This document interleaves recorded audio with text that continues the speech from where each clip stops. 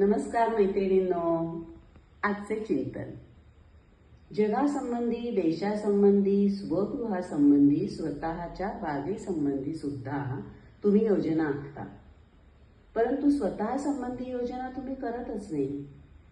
देश, धंदा, प्रपंच या संबंधीचे अंदाजपत्रके तुम्ही तयार ठेवता, पण स्वतः संबंधी काय? जीवन धर्माचे तुम्हाला अज्ञान असते. आजारीपणाला तुम्ही सहज बळी पडता. अशक्तपणा येतो, म्हातारपण येतं आणि एक दिवस तुम्ही इहलोक सोडून जाता. मित्रमैत्रिणींनो, तुम्ही जीवनासंबंधी योजना आखा. ईश्वरास समर्पित होऊन जे तुम्ही ठरवता ते तुम्ही मिळवता. जे इच्छिता ते प्राप्त करता. ज्याचा विचार करता ते लाभू शकते. ज्याविषयी संकल्प करता ते पूर्णतेस जाते.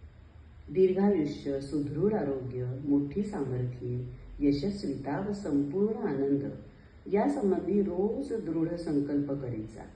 शतायुष्य लाभो, 100 वर्ष दृष्टी लाभो, 100 वर्ष श्रवण घडो, 100 वर्ष वाणी शुद्ध राहो, जीवनानंद 100 वर्ष मिळो, अपराजित अजिंक्य जीवन प्राप्त होवो. ही एक मनसामर्थ्य वाढविणारी प्रार्थना आहे. नमस्कार.